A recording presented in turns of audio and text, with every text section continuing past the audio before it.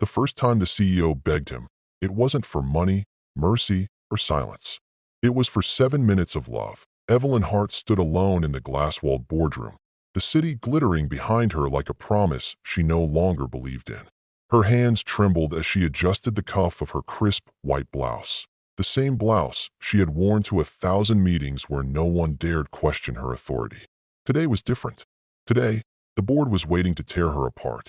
A hostile takeover loomed, fueled by rumors that she was unstable, emotionally compromised, unfit to lead. The door clicked open behind her, and she turned, expecting her assistant. Instead, it was the janitor.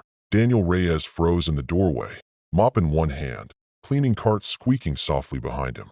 He had worked nights in this building for 3 years, long enough to know which floors creaked and which executives treated him like invisible air. He was used to being overlooked. What he wasn't used to was the CEO looking at him like he was her last lifeline. "I need your help," Evelyn said, her voice barely holding together. Daniel blinked. "Ma'am, I think you have the wrong person." She walked toward him, heels clicking against the marble floor, then stopped, swallowing hard. "Just for 7 minutes," she whispered. "Act like you love me." Daniel's heart slammed against his ribs. "What? My board thinks I'm alone. Weak. They believe I don't have anyone who truly knows me, who stands by me without an agenda. If they see me with someone real, someone not bought or trained, they'll hesitate. 7 minutes. That's all I need." He stared at her, at the most powerful woman in the company, eyes glossy with desperation. He thought of his daughter, Sophia, waiting at home with her homework spread across the kitchen table, trusting him to always do the right thing. He thought of how many times pride had cost him opportunities. He shook his head slowly. "I'm just the janitor. I don't belong in your world." Evelyn's voice cracked. "Neither do I, not anymore." The boardroom door opened. Laughter spilled in, sharp and confident. Time was running out. Daniel exhaled, long and steady. 7 minutes, he said quietly. "But that's it." When they entered together, the room fell into an uneasy silence. Evelyn's hand slipped into Daniel's, tentative at first, then gripping tightly. He felt the warmth of her palm, the slight tremor she tried to hide.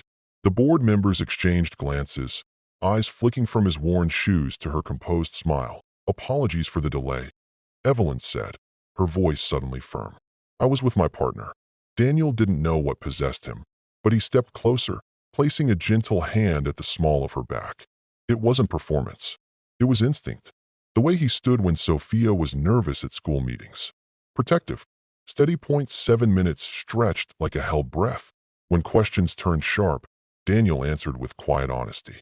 He spoke about responsibility, about rebuilding after loss, about knowing the value of something because you've worked from the bottom up. He didn't pretend to be someone else. He was exactly who he was.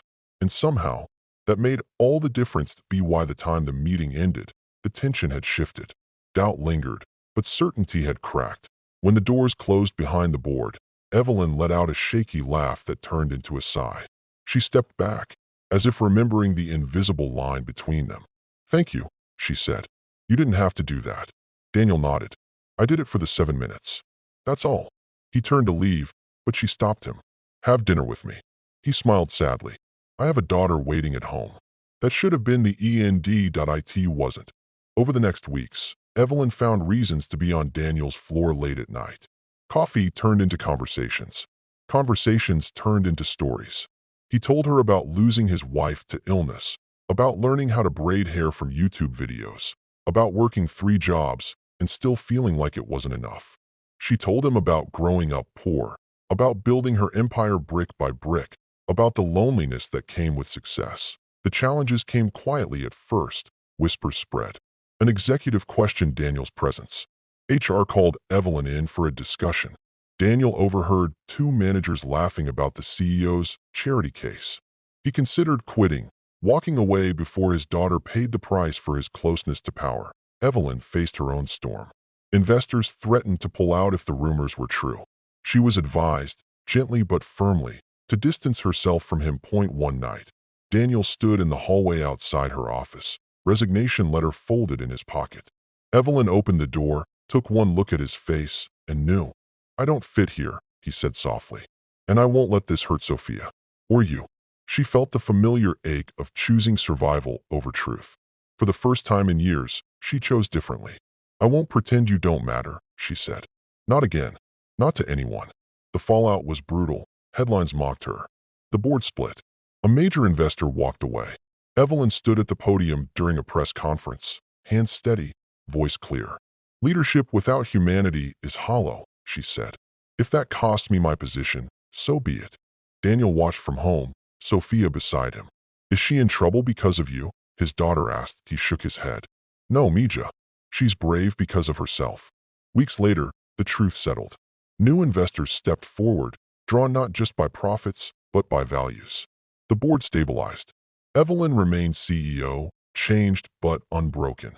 Daniel didn't return as a janitor. Evelyn offered him a role overseeing community programs within the company, initiatives that created real opportunities for people who had always been overlooked. He accepted, not because of her, but because it aligned with who he was. On a quiet evening months later, they sat on a park bench, Sophia laughing nearby. Evelyn reached for Daniel's hand, this time without an audience, without a deadline. "Do you remember the 7 minutes?" she asked. He smiled. "I do. That was the first time in years I felt seen," she said. Daniel squeezed her hand gently. "Love doesn't start with pretending," he said. "It starts with showing up when it's inconvenient." The sun dipped below the horizon, painting the sky in soft gold.